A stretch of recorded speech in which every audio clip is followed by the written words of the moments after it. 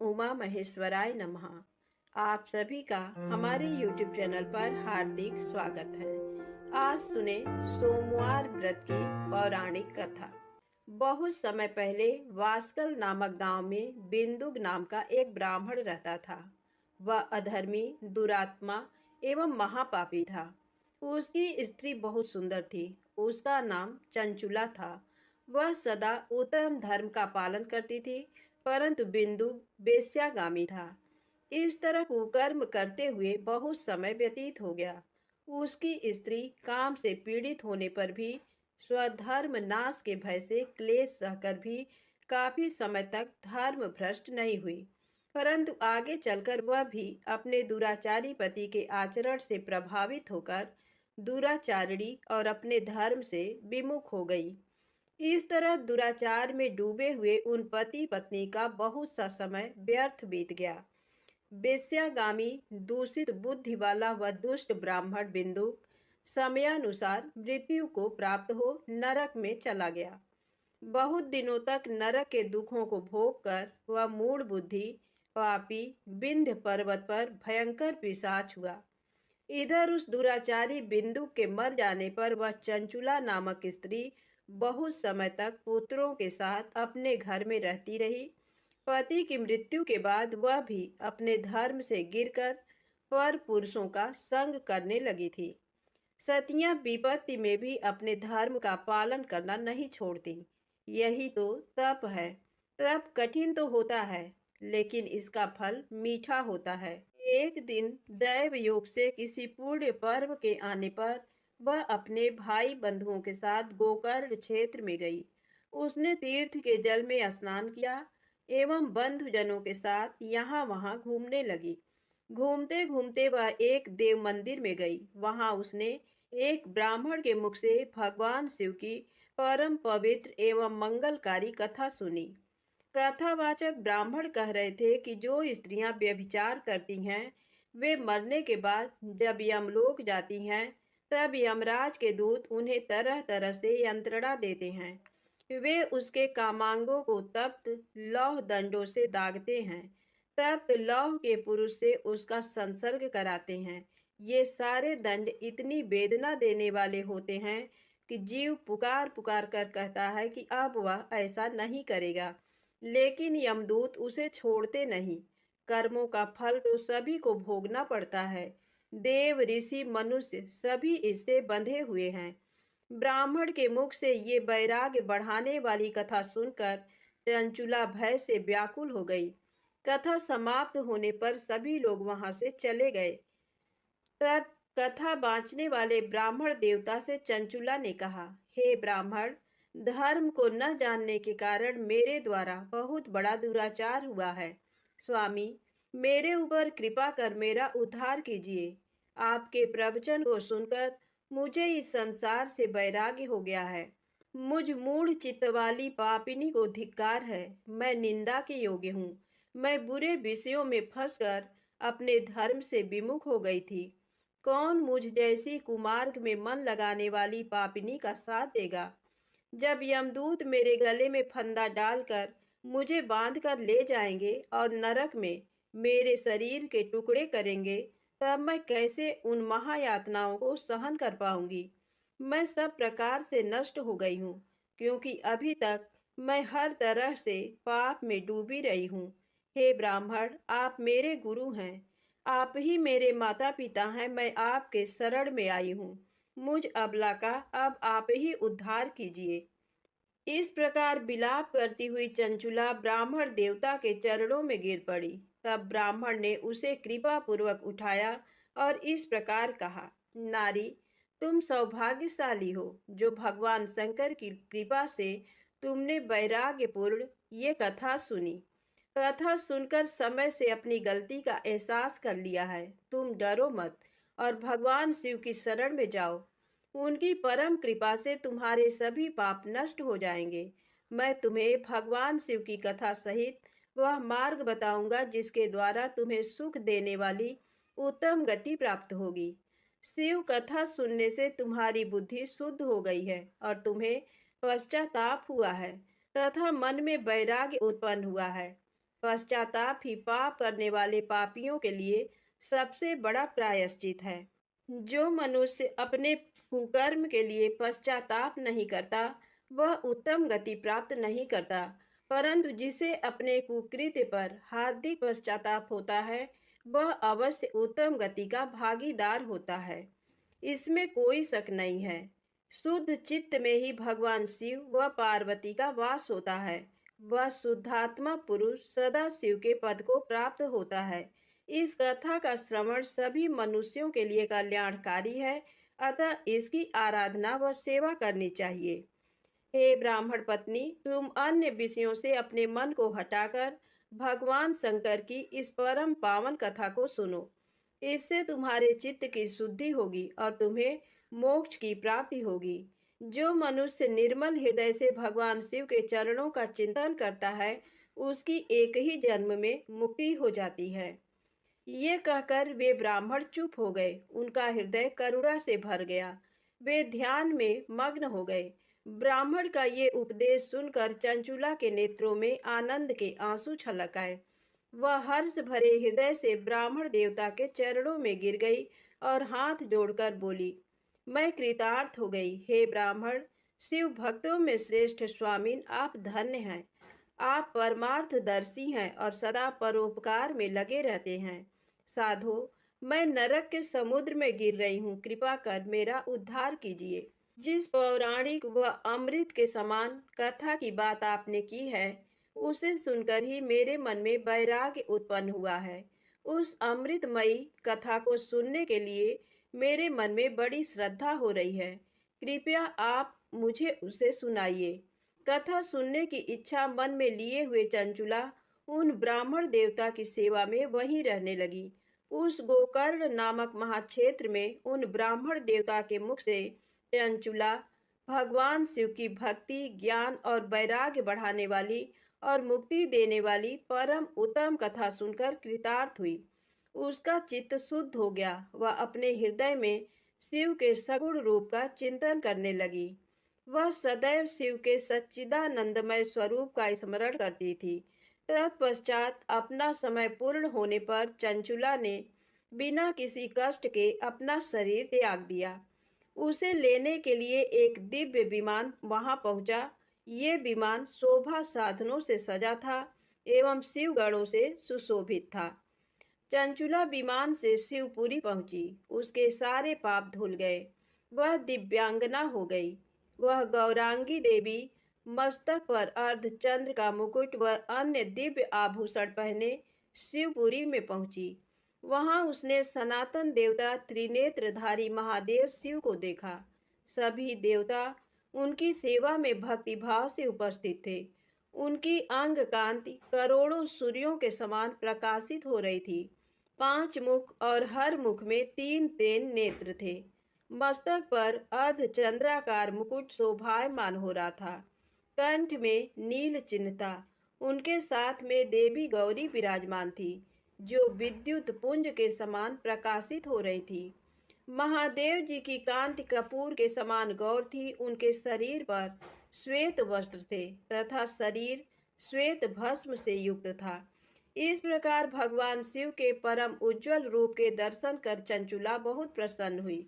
उसने भगवान को बारंबार प्रणाम किया और हाथ जोड़कर प्रेम, आनंद और संतोष से युक्त हो विनीत भाव से खड़ी हो गई। उसके नेत्रों से आनंदाश्रुओं की धारा बहने लगी।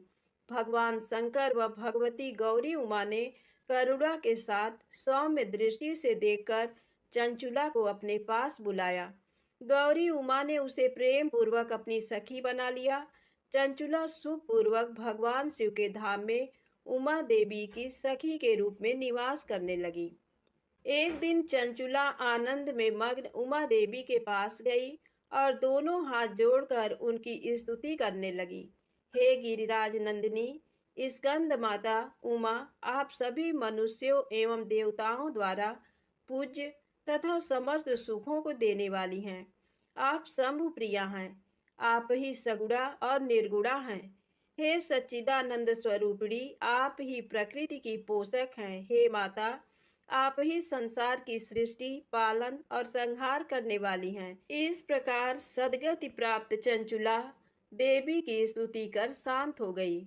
उसकी आंखों में प्रेम के आंसू उमड़ आए। तब शंकर प्रिया भक्त वत्सला उमा देवी ने बड़े प्रेम से चंचुला को चुप कराते हुए कहा, सखी चंचुला, मैं तुम्हारी स्तुति से प्रसन्न हूँ। बोलो, क्या वर मांगती हो? चंचुला बोली, हे गिरिराज कुमारी, मेरे पति बिंदुक इस समय कहाँ हैं?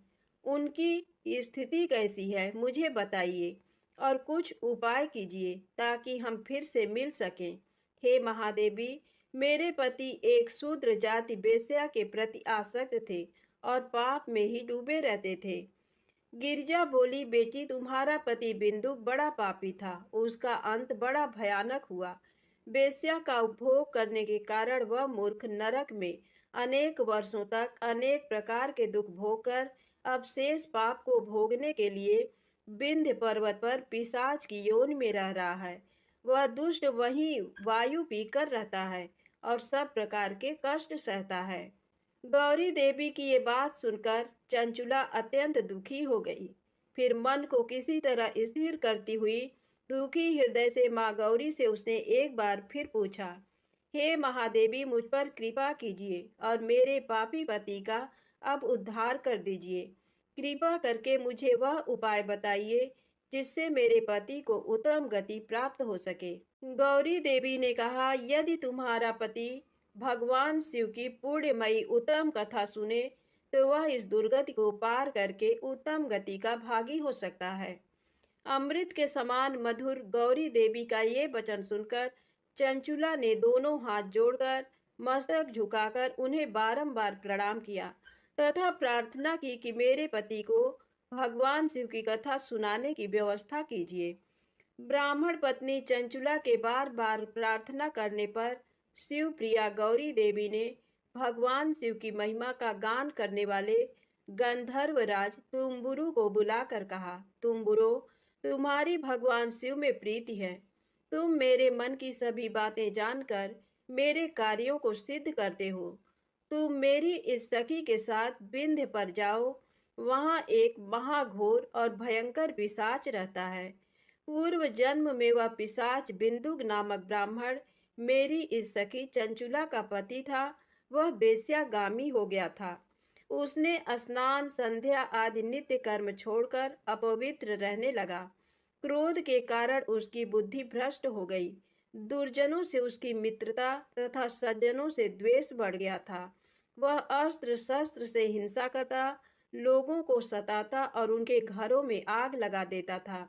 चांडालों से दोस्ती करता, वह रोज वेश्या के पास जाता था। पत्नी को त्याग कर दुष्ट लोगों से दोस्ती कर उन्हीं के संपर्क में रहता था।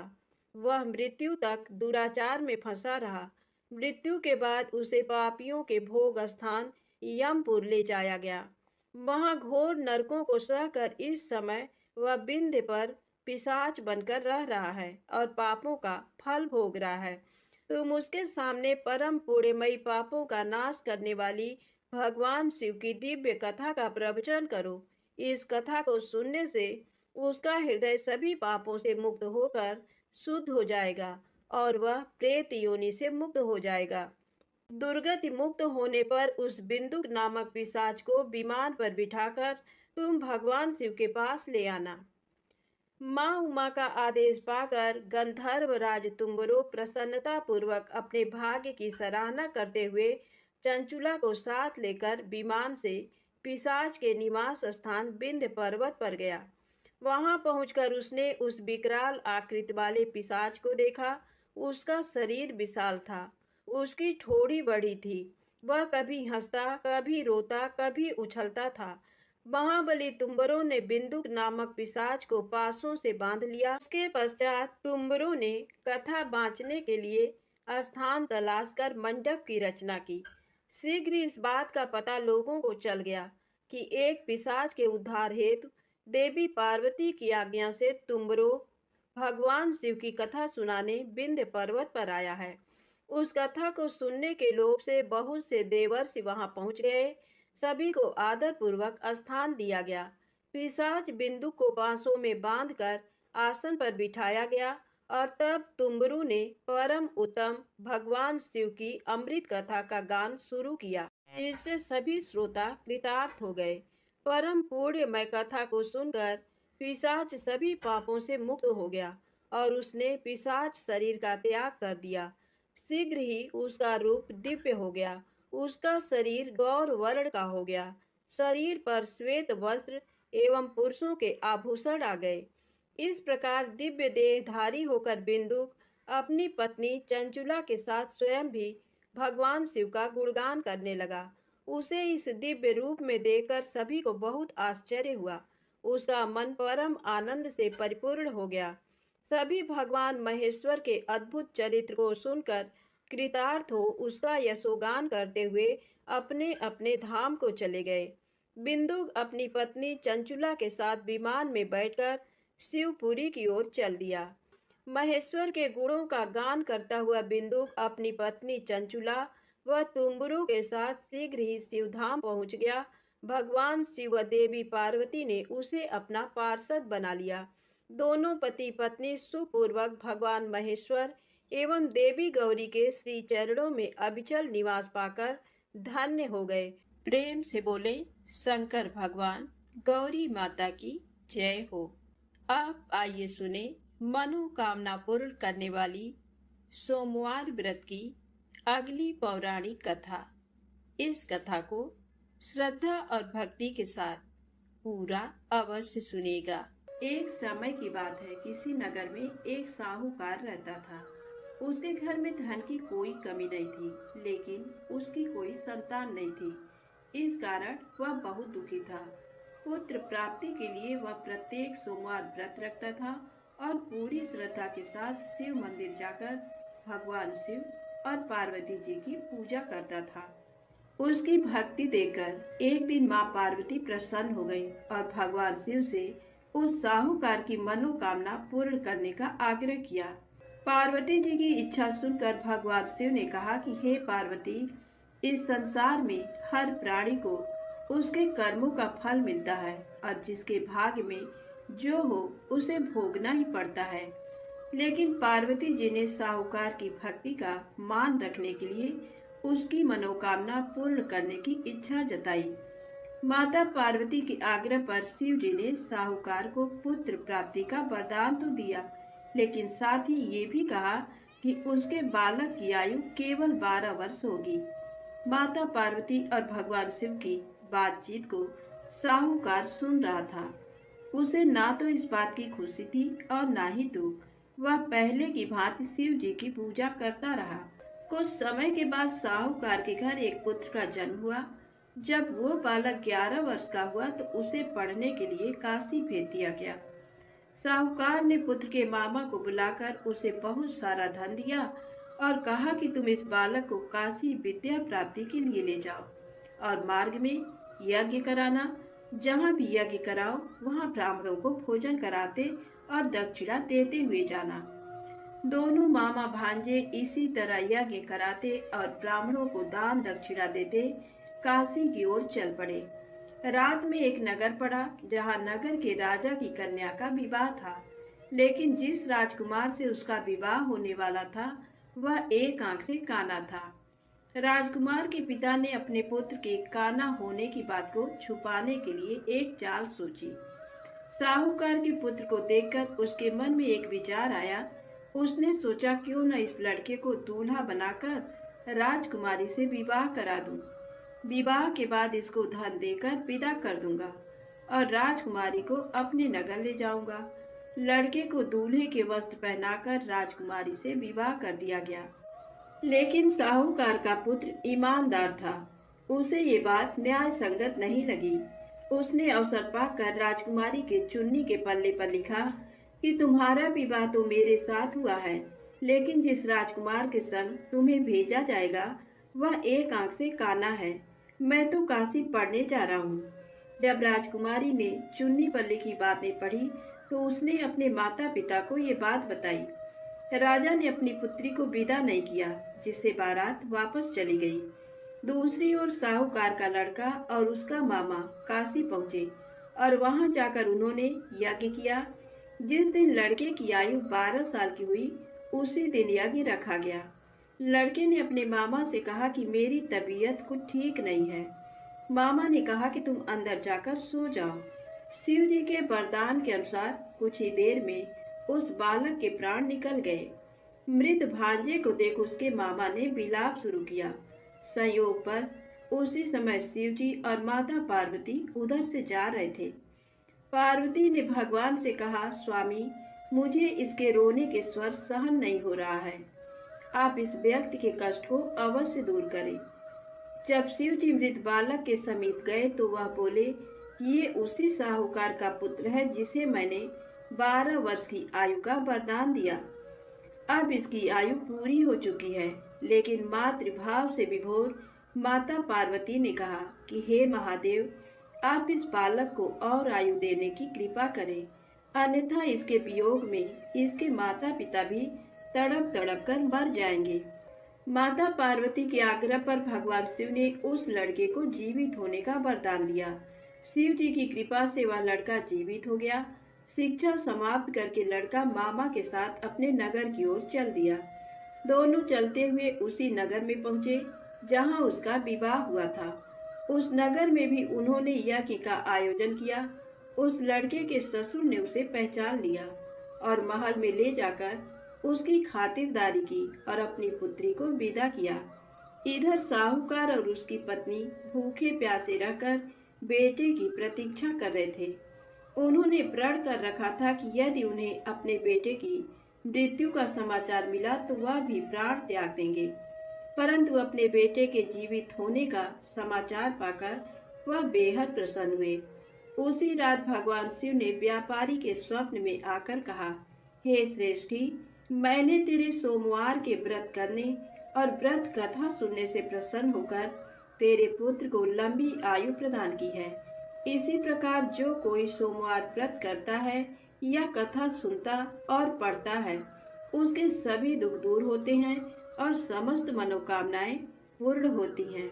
प्रेम से बोले शंकर भगवान की जय हो। अब आइए सुने भगवान शिव को बिल्व पत्र क्यों है इतने प्रिय। एक बार नारद जी ने भोलेनाथ की स्तुति कर पूछा, प्रभु, आपको प्रसन्न करने के लिए सबसे उत्तम और सुलभ साधन क्या है। हे त्रिलोकीनाथ, आप तो निर्विकार और निष्काम हैं। आप सहज ही प्रसन्न हो जाते हैं। फिर भी मेरी जानने की इच्छा है कि आपको क्या प्रिय है। तब शिव जी बोले, नारद जी, वैसे तो मुझे भक्त के भाव सबसे प्रिय हैं। फिर भी आपने पूछा है तो बताता हूँ। मुझे जल के साथ साथ बिल्व पत्र बहुत प्रिय हैं। जो अखंड बिल्व पत्र मुझे श्रद्धा से अर्पित करते हैं, मैं उन्हें अपने लोक में स्थान देता हूँ। नारद जी भगवान शंकर और माता पार्वती की वंदना कर अपने लोक को चले गए। उनके जाने के पश्चात पार्वती जी ने शिव जी से पूछा, हे प्रभु, मेरी ये जानने की बड़ी उत्कट इच्छा हो रही है कि आपको बिल्व पत्र इतने प्रिय क्यों हैं। कृपा करके मेरी जिज्ञासा शांत करें। तब शिव जी बोले, हे शिवे, बिल्व के पत्ते मेरी जटा के समान हैं। उसका त्रिपत्र यानी 3 पत्ते ऋग्वेद, यजुर्वेद और सामवेद हैं। शाखाएं समस्त शास्त्र का स्वरूप हैं। बिल्व वृक्ष को आप पृथ्वी का कल्प वृक्ष समझें, जो ब्रह्मा विष्णु शिव स्वरूप हैं। स्वयं महालक्ष्मी ने शैल पर्वत पर बिल्व वृक्ष रूप में जन्म लिया था। ये सुनकर पार्वती जी कौतूहल में पड़ गईं। उन्होंने पूछा, देवी लक्ष्मी ने आखिर बिल्व वृक्ष का रूप क्यों लिया। आप ये कथा विस्तार से कहें। तब भोलेनाथ ने माता पार्वती को कथा सुनानी शुरू की। हे देवी, सतयुग में ज्योति रूप में मेरे अंश का रामेश्वर लिंग था। ब्रह्मा आदि देवों ने उसका विधिवत पूजन अर्चन किया था। फलतः मेरे अनुग्रह से वाग देवी सबकी प्रिया हो गई। वे भगवान विष्णु को सतत प्रिय हो गई। मेरे प्रभाव से भगवान केशव के मन में वाग्देवी के लिए जितनी प्रीति हुई वह स्वयं लक्ष्मी को नहीं भाई। अतः लक्ष्मी देवी चिंतित और रुष्ट होकर परम उत्तम श्रीशैल पर्वत पर चली गईं। वहां उन्होंने मेरे लिंग विग्रह की उग्र तपस्या प्रारंभ कर दी। हे परमेश्वरी, कुछ समय बाद महालक्ष्मी जी ने मेरे लिंग विग्रह से थोड़ा ऊर्ध्व में एक वृक्ष का रूप धारण कर लिया और अपने पत्र पुष्प द्वारा निरंतर मेरा पूजन करने लगी। इस तरह उन्होंने 1 करोड़ वर्ष तक आराधना की। अंततः उन्हें मेरा अनुग्रह प्राप्त हुआ। महालक्ष्मी ने मांगा कि श्रीहरि के हृदय में मेरे प्रभाव से वाग्देवी के लिए जो स्नेह हुआ है वह समाप्त हो जाए। शिव जी बोले, हे पार्वती, मैंने महालक्ष्मी को समझाया कि श्रीहरि के हृदय में आपके अतिरिक्त किसी और के लिए कोई प्रेम नहीं है। वाग्देवी के प्रति तो उनकी श्रद्धा है। यह सुनकर लक्ष्मी जी प्रसन्न हो गईं और पुनः श्री विष्णु के हृदय में स्थित होकर निरंतर उनके साथ विहार करने लगी। हे पार्वती, महालक्ष्मी के हृदय का एक बड़ा विकार इस प्रकार दूर हुआ था। इस कारण हरिप्रिया उसी वृक्ष रूप में सर्वदा अतिशय भक्ति से भरकर यत्न पूर्वक मेरी पूजा करने लगी। बिल्व इस कारण मुझे बहुत प्रिय है और मैं बिल्व वृक्ष का आश्रय लेकर रहता हूँ। बिल्व वृक्ष को सदा सर्व तीर्थमय एवं सर्व देवमय मानना चाहिए, इसमें तनिक भी संदेह नहीं है। बिल्व पत्र, बिल्व फूल, बिल्व वृक्ष अथवा बिल्व काष्ठ के चंदन से जो मेरा पूजन करता है वह भक्त मेरा प्रिय है। बिल्व वृक्ष को शिव के समान ही समझो, वह मेरा शरीर है। जो बिल्व पर चंदन से मेरा नाम अंकित करके मुझे अर्पण करता है, मैं उसे सभी पापों से मुक्त करके अपने लोक में स्थान देता हूँ। उस व्यक्ति को स्वयं लक्ष्मी जी भी नमस्कार करती हैं। जो बिल्व मूल में प्राण छोड़ता है उसको रुद्र देह प्राप्त होता है। तो प्रेम से बोले, शंकर भगवान की जय हो। अब आइए सुने दूसरी पौराणिक कथा। एक समय शिव जी महाराज पार्वती जी के साथ हरिद्वार में घूम रहे थे। पार्वती जी ने देखा कि सहस्त्रों मनुष्य गंगा में नहा नहाकर हर हर गंगे कहते चले जा रहे हैं, परंतु प्रायः सभी दुखी और पाप परायण हैं। तब पार्वती जी ने बड़े आश्चर्य से शिव जी से पूछा कि हे देव, गंगा में इतनी बार स्नान करने पर भी इनके पाप और दुखों का नाश क्यों नहीं हुआ? क्या गंगा में सामर्थ्य नहीं रहा? तब शिव जी ने कहा, प्रिय, गंगा में तो वही सामर्थ्य है, परंतु इन लोगों ने पापनाशनी गंगा में स्नान ही नहीं किया है, तब इन्हें लाभ कैसे हो? पार्वती जी ने आश्चर्य से कहा कि स्नान कैसे नहीं किया? सभी तो नहा नहाकर आ रहे हैं, अभी तक इनके शरीर भी नहीं सूखे हैं। तब शिव जी ने कहा, ये केवल जल में डुबकी लगाकर आ रहे हैं, तुम्हें कल इसका रहस्य समझाऊंगा। दूसरे दिन बड़े जोर की बरसात होने लगी। गलियां कीचड़ से भर गईं। एक चौड़े रास्ते में एक गहरा गड्ढा था। चारों ओर कीचड़ भर रहा था। शिव जी ने लीला से ही वृद्ध रूप धारण कर लिया और दीन विवश की तरह गड्ढे में जाकर ऐसे पड़ गए जैसे कोई मनुष्य चलता चलता गड्ढे में गिर पड़ा हो और निकलने की चेष्टा करने पर भी नहीं निकल पा रहा हो। पार्वती जी को उन्होंने ये समझाकर गड्ढे के पास बैठा दिया कि देखो, तुम लोगों को सुना सुनाकर यूं पुकारती रहो कि मेरे वृद्ध पति अकस्मात गड्ढे में गिर पड़े हैं। कोई पुण्यात्मा इन्हें निकालकर इनके प्राण बचाए और मुझ असहाय की सहायता करे। शिव जी ने ये और समझा दिया कि जब कोई गड्ढे से मुझे निकालने को तैयार हो तब इतना और कह देना कि भाई, मेरे पति सर्वथा निष्पाप हैं और इन्हें वही छुए जो स्वयं निष्पाप हो। यदि आप निष्पाप हैं तभी इनको हाथ लगाइए, नहीं तो हाथ लगाते ही आप भस्म हो जाएंगे।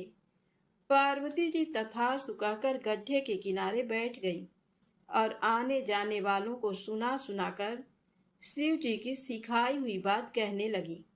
गंगा में नहाकर लोगों के दल आ रहे हैं।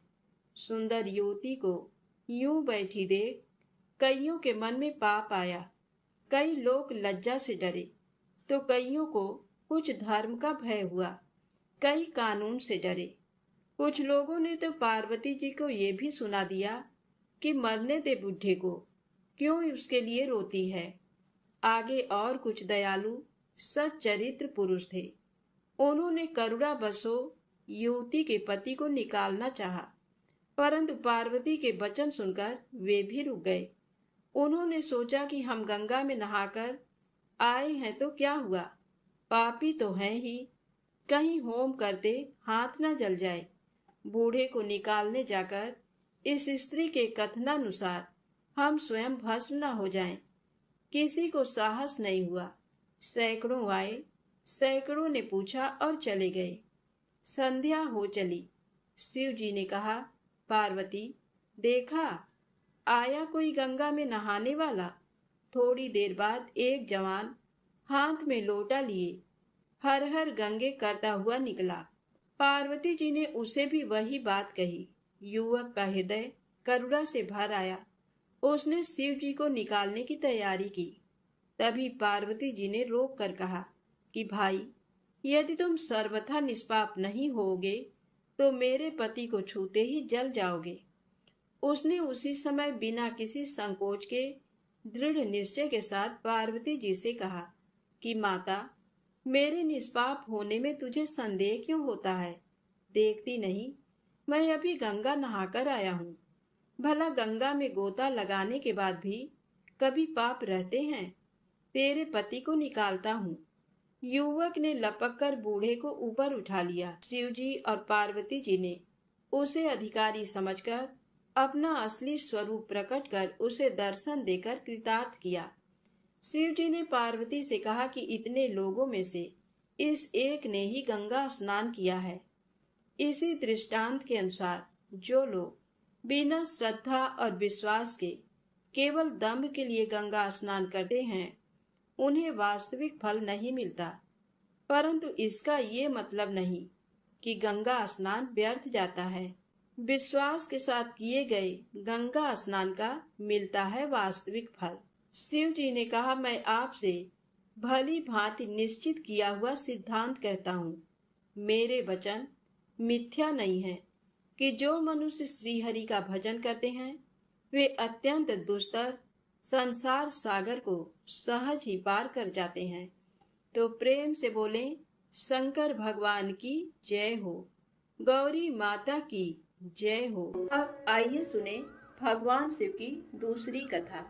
बैजू के भोले बाबा बैजनाथ। बैजू निहायत ही सीधा और सरल इंसान सवेरे शाम जानवर चराता और बाकी का समय मंदिर की साफ सफाई में। एक बार पुजारी बाबा 2 महीने के लिए तीर्थ पे जा रहे थे। बैजू को बुलाया और कहा, बैजू, मंदिर की सारी जिम्मेदारी तुम्हारे ऊपर है और एक बार भोलेनाथ को भोग लगाए बिना खुद भोजन मत ग्रहण करना। बैजू दूसरे दिन नहा धो के जैसे तैसे बन पड़ा। भोजन तैयार कर भोलेनाथ के सामने थाली लेके हाजिर। बाबा, भोजन कर लो। बाबा टस से मस नहीं। सवेरे से शाम हो गई, ना बाबा ने भोजन ग्रहण किया और ना ही बैजू ने। 2-3 दिन यही सिलसिला चला। चौथे दिन बैजू का धीरज टूट गया। पास पड़ी लाठी उठाई और जकड़ दिया शिवलिंग पे। तत्काल भोलेनाथ हाजिर, पीठ मलते हुए। बोलो बैजू, क्या बात है? बैजू बोला, 4 दिन से तुम्हारे चक्कर में बिना कुछ खाए पिए गुहार लगाए रहे हैं, सुनाई नहीं पड़ा और लाठी जकड़ा नहीं के हाजिर। चलो भोजन करो तो हमहू कुछ खाई। बेचारे भोलेनाथ पीठ मलते चुपचाप आनंद के अतिरेक में डूबे, कच्चा पक्का जैसा भी था खाने लगे। अब बैजू बोला, बाबा बड़ा कस के लगा है, रुको तुम भोजन करो। कहते हुए बैजू अंदर जाके चंदन लेकर आया। भोलेनाथ के पीठ पे लगाने लगा। भोजन के बाद भोलेनाथ चलने लगे तो बैजू बोला, कल शाम से आ जाइयो, ठीक है ना? बाबा ने कहा, हाँ हाँ बैजू, कल टाइम से आ जाएंगे। अगले दिन भोलेनाथ माता पार्वती के साथ विराजमान। बैजू बोला, बाबा ये कौन है आपके साथ? तब बाबा ने कहा, तुम्हारी अम्मा है, माता अन्नपूर्णा। बैजू ने कहा, आओ आओ अम्मा। तुरंत बेचारा भाग के दरी ले आया, बिछाया, अंदर से 2 थाली में भोजन लेके हाजिर। बाबा ने पूछा, बैजू तुम्हारे लिए भोजन बचा है ना? बैजू क्या बताता, बोला, हाँ बाबा, चिंता ना करो, बहुत है। आनंद में डूबे अश्रुपूरित नेत्रों से भोजन खत्म किया। तीसरे दिन फिर माता पार्वती के साथ विराजमान, वो भी समय से पहले। बैजू हकबकाया, बाबा आज इतनी जल्दी? माता पार्वती मुस्कुराई, बोली, बैजू आज खाना मैं बनाऊंगी। लाख मना करने के बावजूद बैजू की एक ना चली। माता पार्वती ने भोजन तैयार किया और 3 थाली में सजा के ले आई। भोजन शुरू। बैजू ने तो जिंदगी में ऐसा स्वादिष्ट भोजन किया न था, लेकिन भगवान शिव वही भाव व प्रेम के भूखे भोलेनाथ ने पार्वती मैया से कहा, शिवा। माता ने कहा, हाँ स्वामी, आज भोजन में आनंद नहीं आ रहा है। माता की आंखों से आंसू निकल रहे थे। सच स्वामी, ना वो स्वाद है ना वो रस। धन्य है माता अन्नपूर्णा, जिनके नाम मात्र से भोजन में मिठास बढ़ जाए। उनको खुद का बनाया दो का भोग सामग्री और कहाँ 3 आदमी का भोजन। बेचारे बैजू को अपने जानवर तक बेच देने पड़े। किन्हीं कारणवश पुजारी बाबा बजाय 2 महीनों के 1 महीने के अंदर ही तीर्थ से वापस आ गए। पुजारी बाबा ने बैजू को बुलाया और कहा, बैजू भोलेनाथ को समय से भोग लगाता था ना? बैजू ने कहा, हाँ पुजारी बाबा, पर बाबा तुम तो कहत रहे हो कि वो अकेले आएंगे, पर वो तो माता अन्नपूर्णा के साथे आवत रहे और दोनों जने कस के भोजनों करत रहे। हमका आपन जानवर तक बेचे के पड़ा। पुजारी बाबा अपलक बैजू को निहार रहे थे। जानते थे कि ये झूठ बोल नहीं सकता, तो क्या भोलेनाथ माता पार्वती के साथ आते थे? तब बाबा ने कहा, बैजू आज तुम फिर भोग लगाओ, देखें कौन कौन आता है। बैजू बेचारा समय से भोजन लेके हाजिर। बुलाना शुरू। काहे को भोलेनाथ आए? बुलाते बुलाते थक गया, पर ना भोलेनाथ को आना था ना वो आए। बाबा बाबा, लाठी ना उठाऊंगा, चाहे तुम आओ या न आओ, लाठी ना उठाऊंगा बाबा, लाठी ना उठाऊंगा। बस शिवलिंग पकड़ के रोए जा रहा था और यही बोल रहा था, बाबा लाठी ना उठाऊंगा। तभी अचानक आवाज आई, बैजू आंखें खोलो बैजू, हम आ गए, आंखें खोलो बैजू। सामने ही माता पार्वती और भोलेनाथ विराजमान थे। लिपट गया चरणों में। माँ बाबा, जो आज तुम न आते तो जान दे देता मैं अपनी। भोलेनाथ ने बैजू को हृदय से लगाया। बोले, बैजू बेमोल विज्ञा तेरे हाथों में। सुन, आज से मुझसे पहले लोग तेरा नाम लेंगे, फिर मेरा। आगे बैजू, पीछे नाथ, बैजनाथ। तो प्रेम से बोले, बाबा बैजनाथ जी की जय हो। अब आइए सुने सोमवार व्रत की अगली पौराणिक कथा। एक बार माता पार्वती ने भगवान शिव से कहा कि प्रभु, मैंने पृथ्वी पर देखा है कि जो व्यक्ति पहले से ही अपने प्रारब्ध से दुखी है, आप उसे और ज्यादा दुख प्रदान करते हैं, और जो सुख में है आप उसे दुख नहीं देते हैं। भगवान ने इस बात को समझाने के लिए माता पार्वती को धरती पर चलने के लिए कहा और दोनों ने इंसानी रूप में पति पत्नी का रूप लिया और एक गांव के पास डेरा जमाया। शाम के समय भगवान ने माता पार्वती से कहा, कि हम मनुष्य रूप में यहाँ आए हैं, इसलिए यहाँ के नियमों का पालन करते हुए हमें यहाँ भोजन करना होगा। इसलिए मैं भोजन की सामग्री की व्यवस्था करता हूँ, तब तक तुम भोजन बनाओ। जब भगवान के जाते ही माता पार्वती रसोई में चूल्हे को बनाने के लिए बाहर से ईंटें लेने गईं और गांव में कुछ जर्जर हो चुके मकानों से ईंटें लाकर चूल्हा तैयार कर दिया। चूल्हा तैयार होते ही भगवान वहां पर बिना कुछ लाए ही प्रकट हो गए। माता पार्वती ने उनसे कहा, आप तो कुछ लेकर नहीं आए, भोजन कैसे बनेगा? भगवान बोले, पार्वती अब तुम्हें इसकी जरूरत नहीं पड़ेगी। भगवान ने माता पार्वती से पूछा कि तुम चूल्हा बनाने के लिए इन ईंटों को कहाँ से लेकर आई? तो माता पार्वती ने कहा, प्रभु इस गांव में बहुत से ऐसे घर भी हैं जिनका रख रखाव सही ढंग से नहीं हो रहा है। उनकी जर्जर हो चुकी दीवारों से मैं ईंटें निकाल कर ले आई। भगवान ने फिर कहा, जो घर पहले से खराब थे तुमने उन्हें और खराब कर दिया। तुम ईंटें उन सही घरों की दीवार से भी तो ला सकती थी। तब माता पार्वती बोली, प्रभु उन घरों में रहने वाले लोगों ने उनका रखरखाव बहुत सही तरीके से किया है और वो घर सुंदर भी लग रहे हैं।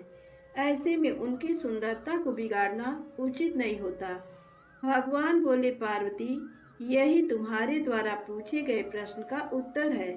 जिन लोगों ने अपने घर का रखरखाव अच्छी तरह से किया है, यानी सही कर्मों से अपने जीवन को सुंदर बना रखा है, उन लोगों को दुख कैसे हो सकता है?